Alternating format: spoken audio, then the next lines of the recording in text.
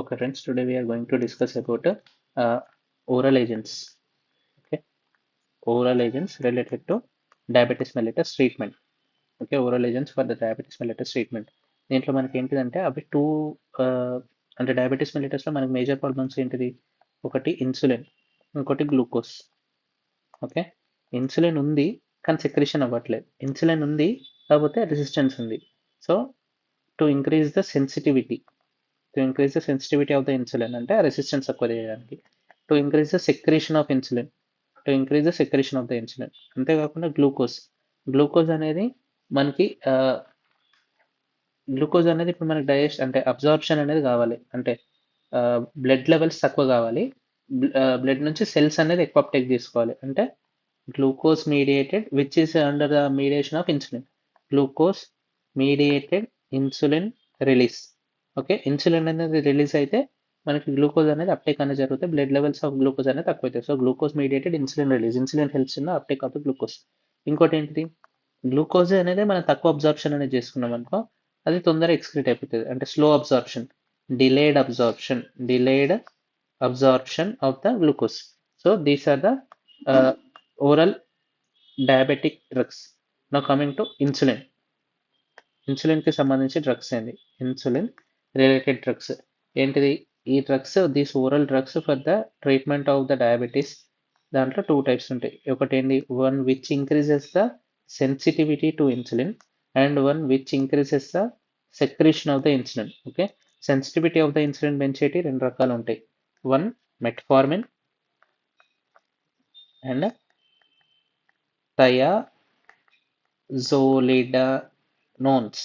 Okay, metformin, దీనికి example ఏంటంటే most commonly పయోగ్లిటజోన్.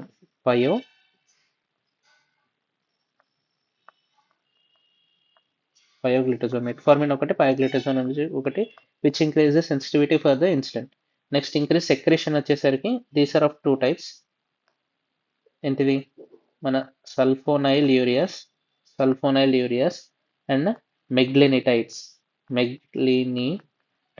Okay, first we will get with insulin ఉంది. ఇన్సులిన్ని increase sensitivity and increase secretion చేసే వాటి గురించి చదువుకుందాం.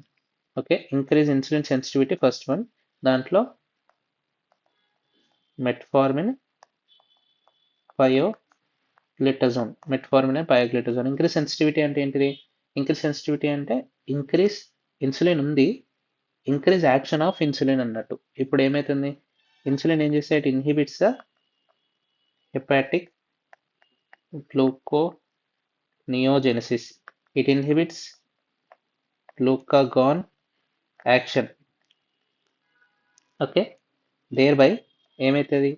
And it also helps in increasing glycolysis, అంటే గ్లూకోజ్ యూటిలైజేషన్, గ్లైకోలైసిస్ని పెంచుతుంది. Increase glucose uptake.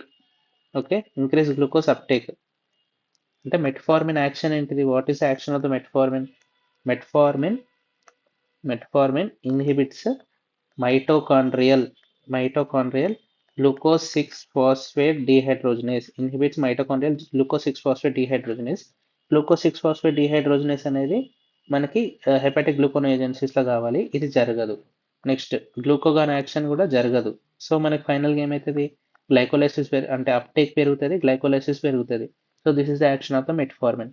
నెక్స్ట్ పయోగ్లిటజోన్కి వచ్చేసరికి ఇది ఏం చేస్తే it activates nuclear PPAR gamma రిసెప్టర్స్ని యాక్టివేట్ చేస్తుంది. ఇదేం చేస్తే అడిపోసైట్స్ నుంచి మనకి అడిపోనెక్టిన్ అనే ప్రొడక్షన్ స్టార్ట్ చేస్తుంది.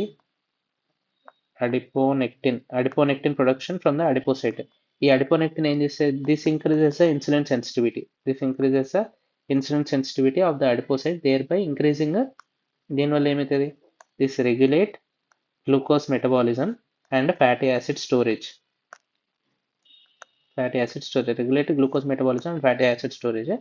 ఇది అడిపోసైట్స్ కి సంబంధించింది. పయోగ్లిటజోన్ is related to adipocytes. It activates PPAR gamma. ఇక్కడ గ్లూకోనియోజెనసిస్ ఇన్హిబిట్ చేస్తే గ్లూకోగాన్ యాక్షన్ ఇన్హిబిట్ చేస్తుంది, thereby increasing glycolysis and glucose uptake by inhibiting the mitochondrial G6P dehydrogenase. Okay, now coming to what are the side effects. This side effects అనేది చాలా important. Metformin ఒకటి, pioglitazone ఒకటి. Side effects ఏంటంటే ఇది decreases the weight, it increases the weight, ఇదొకటి. Next vitamin B12 కూడా తక్కువ చేస్తుంది. ఇక్కడ ఇంక్రీజ్ ఫ్రాక్చర్ రిస్క్, నెక్స్ట్ ఇక్కడ the only thing increases here is increase lactic acidosis, lactic acids అనేవి ఇక్కడ పెరుగుతాయి. అండ్ ఇంక్రీజ్ GI అప్సెట్, ఇక్కడ తగ్గేటి వెయిట్ అండ్ B12, పెరిగేటి lactic acidosis and GI upset. And major most important thing ఇక్కడ we should not give it అంటే it is used in caution in with renal insufficiency పీపుల్లో కొంచెం cautious ఉండాలి. Okay, now coming to pioglitazone, it increases the weight, increases the fracture risk, and it causes oedema. ఇక్కడ renal insufficiency కదా, it causes oedema and heart failure అనేది most important, oedema and heart failure. Next coming to action onset of action, ఇక్కడ delayed onset of the action several weeks తర్వాత దీని action అనేది start అవుతుంది, several weeks. So this is about increasing insulin sensitivity by metformin and pioglitazone. By inhibiting mitochondrial G6PD, metformin causes the inhibition of the hepatic gluconeogenesis and glucagon action and increases the glycolysis and glucose uptake. And pioglitazone లో ఏమవుతుందంటే adipocytes దగ్గర nuclear PPAR gamma receptors activate చేయడం వల్ల ఏమవుతుంది, adiponectin produce అయితే, which helps in increasing insulin sensitivity and regulating the glucose metabolism and fatty acid storage. So side effects ఏంటి, ఇక్కడ wait decrease, wait increase, B12 తక్కువైతే fracture risk ఎక్కువ ఉంటుంది, lactic acidosis, GI upset. Next ఇక్కడ renal insufficiency, this is the most important question. ఇక్కడ oedema and heart failure, this is the most important question, delayed onset of the action ఉంటుంది. Now coming to second one. ఇప్పుడు insulin ఉంది, దాంట్లో మనం secretion సెన్సిటివిటీని పెంచినాం, next సెక్రేషన్ని పెంచాలి. Increase insulin secretion is by 2 drugs, sulphonylureas ఒకటి, మెగ్లినిటైడ్స్ ఒకటి. Okay, sulphonylureas and meglitinides. దీంట్లో సల్ఫోనైల్ యూరియాస్లో మనకి ఫస్ట్ జనరేషన్ ఉంటుంది, సెకండ్ జనరేషన్ ఉంటుంది. ఫస్ట్ జనరేషన్ వచ్చేసరికి మైడ్స్, MIDE. మెగ్లినిటైడ్స్లో నైడ్స్ ఉంటాయి, NIDE. Okay, now coming to second generation వచ్చేసరికి జైడ్ ఆర్ రైడ్, ఇవి ఉంటాయి. ఇక్కడ మైడ్స్, ఇక్కడ నైడ్స్, ఇక్కడ ZR. ఏంటిది ఎగ్జాంపుల్, క్లోర్ప్రోపమైడ్. నెక్స్ట్ ఇంకోటి టోల్ బ్యూటమైడ్. నెక్స్ట్ జైడ్ వచ్చేసరికి లిపిజైడ్ గ్లైబ్యూరైడ్. ఇది most important, most commonly asked questions. Next నైడ్స్ వచ్చేసరికి nateglinide and repaglinide. Okay, repaglinide, nateglinide ఇది కూడా most commonly asked questions. So sulphonylureas and meglitinides will increase the insulin secretion. Thereby ఇవి ఏం చేస్తాయి, these causes how it acts. It helps in closing K+ channels. Potassium channels close చేస్తాయి. Potassium channel close చేస్తే ఎక్కడ, potassium channels are closed in pancreatic beta cells. Hepatic channels are closed in pancreatic beta cells. అప్పుడు ఏమైతే, these lead to అంటే potassium accumulation in the cell, this causes cell depolarization. ఎందుకంటే K+ accumulates in the cell leading to cell depolarization. ఏమైతుంది, మనకి calcium influx అనేది అవుతుంది. Calcium influx అయితే కాబట్టి మనకి ఇన్సులిన్ అనేది అవుట్ సైడ్ సెక్రేట్ అవుతుంది. Insulin secretion is by potassium channels close, calcium influx, insulin release. So ఇది మెయిన్ మెకానిజం. దీనికి example sulphonylureas, chlorpropamide, tolbutamide, glipizide, glyburide, nateglinide and repaglinide. These are the examples of increased insulin secretion. So what are the side effects? Side effects వచ్చేసరికి మనకు first this type 1 ఏదైతే ఉందో, type 1 sulfonylureas will lead to disulfiram like reaction.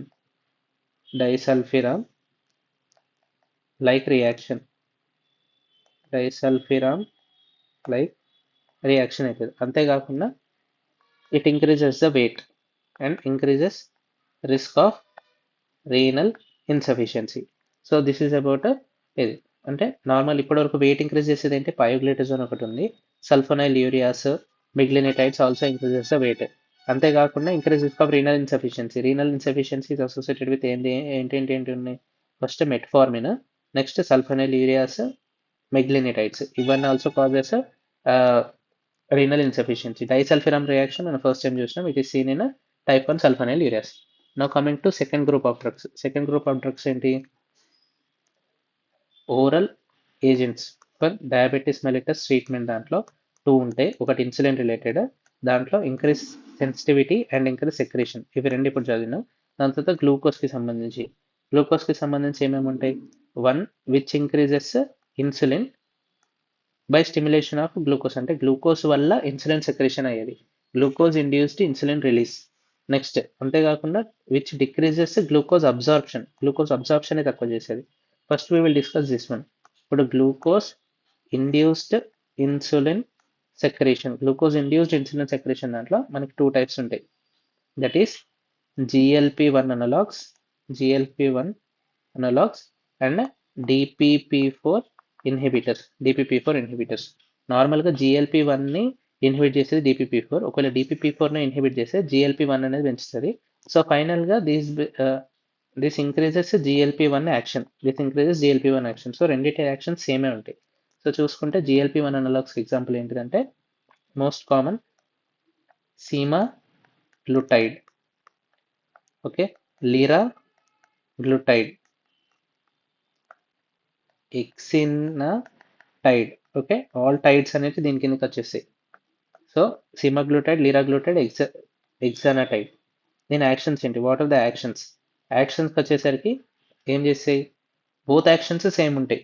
Such as both decreases glucagon release, both decreases gastric emptying and increases glucose dependent insulin release. రెండిటి actions ఇదే. Glucose dependent insulin release, decrease glucagon release, decrease gastric ఎంప్టింగ్.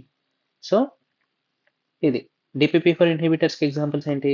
That is sitagliptin, saxagliptin and linagliptins. So gliptins అనేది examples for DPP-4 inhibitors. This is glucagon release, gastric emptying, increasing glucose dependent insulin release. So what are the side effects వచ్చేసరికి GLP-1 analogues side effects వేరే, next DPP-4 analogue side effects వేరే. దీంట్లో 2 రకాలు ఉంటాయి. First wait గురించి మాట్లాడుకుంటే ఇక్కడ wait is decreased, okay, ఇక్కడ వెయిట్ ఈస్ న్యూట్రల్, నార్మల్, అంటే వెయిట్ ఎక్కువ చేయదు తక్కువ చేయదు. Now coming to సెటైటీ, both increases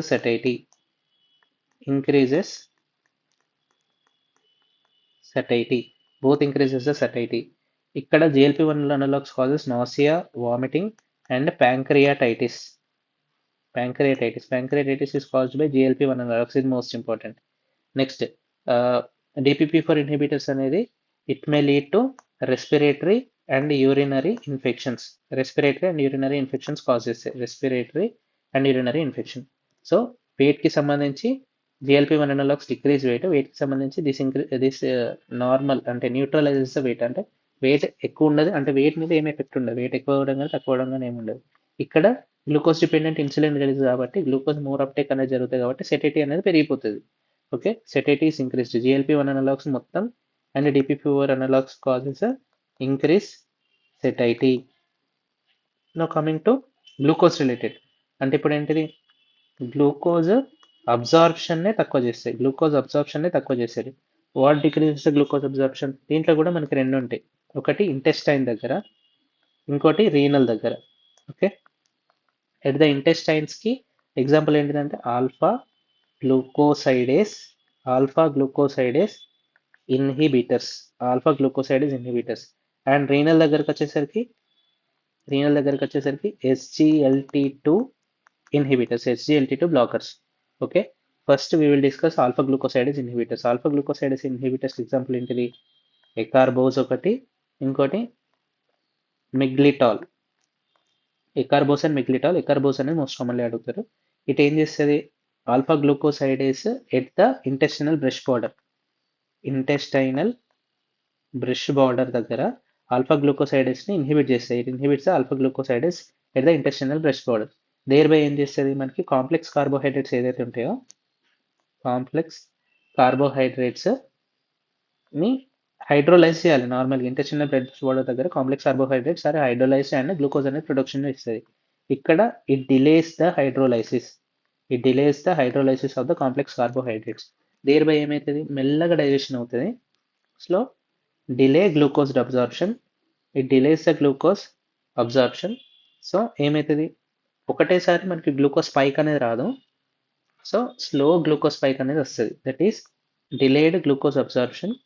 it decreases the postprandial hyperglycaemia. తిన్న తర్వాత ఎంబటే గ్లూకోజ్ అబ్జార్ప్షన్ అనేది జరుగుతాయి. It these causes hyperglycaemia.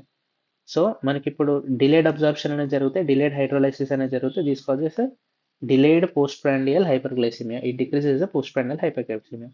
Now coming to SGLT2 blockers. SGLT2 blockers అనేది ఫేవరెట్ క్వశ్చన్. SGLT2 బ్లాకర్స్ వచ్చేసరికి గ్లిఫ్లోసిన్. ఫ్లో అంటే మనకి యూరిన్ త్రూ గ్లూకోజ్ అనేది excrete అవుతుంది. That is canagliflozin, dapagliflozin, empagliflozin. Canagliflozin and empagliflozin ఇవన్నీ ఏం చేస్తాయి at the level of PCT దగ్గర మనకి గ్లూకోజ్ రీఅబ్సార్ప్షన్ అనేది ఇన్హిబిట్ చేస్తుంది. దేర్ బై ఏమవుతుంది గ్లూకోజ్ అనేది lost in urine. Okay, and గ్లూకోజ్తో పాటు వాటర్ కూడా లాస్ అయిపోతుంది. These causes dehydration. And glucose loss అవుతుంది కాబట్టి these causes decreases the weight. Okay, now coming to what are the side effects of SGLT2 blockers and alpha glucosidase inhibitors at the intestine. So రెండింటికి చూసుకుంటే common feature first చూసుకోవాలి. Both are used it caution in renal insufficiency ఉన్న పేషెంట్స్కి we should use alpha glucosidase inhibitors కానీ SGLT2 blockers అనేది we have to use with caution. Next alpha glucosidase inhibitors causes ఏంటిది GI upset and bloating. ఎందుకంటే ఇంటెస్టైన్లో మనకి absorption అనేది జరుగుతలేదు, మోర్ టైం ఉంటుంది. So it causes bloating and it is not given in patients with renal insufficiency. అదే SGLT2 blockers వచ్చేసరికి మనకి గ్లూకోజ్ అనేది యూరిన్ త్రూ వెళ్తుంది. సో యూరిన్లో మనకి గ్లూకోజ్ సోర్స్ ఎక్కువ ఉంది. Glucose is attracted by glucose అనేది ఒక specific food source for microorganisms. So it leads to UTI. Okay, and vulvovaginal candidiasis UTI. అంతేకాకుండా గ్లూకోజ్ లాస్ అవుతుంది. Along with it takes the water causes dehydration వల్ల ఏమవుతుంది orthostatic hypotension. Now coming to glucose కూడా loss అవుతుంది, water కూడా loss అవుతుంది. Thereby this causes weight అనేది తక్కువ అవుతుంది. Okay, weight is decreased and both causes renal insufficiency. So finally this is about అంటే దీంట్లో కామన్ పాయింట్ ఏంటిది it causes renal insufficiency.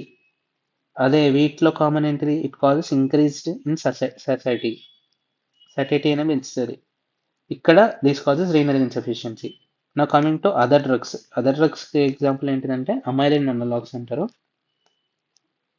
అమైలిన్ analogues example ఏంటిది pramlintide is an example for amylin analogues.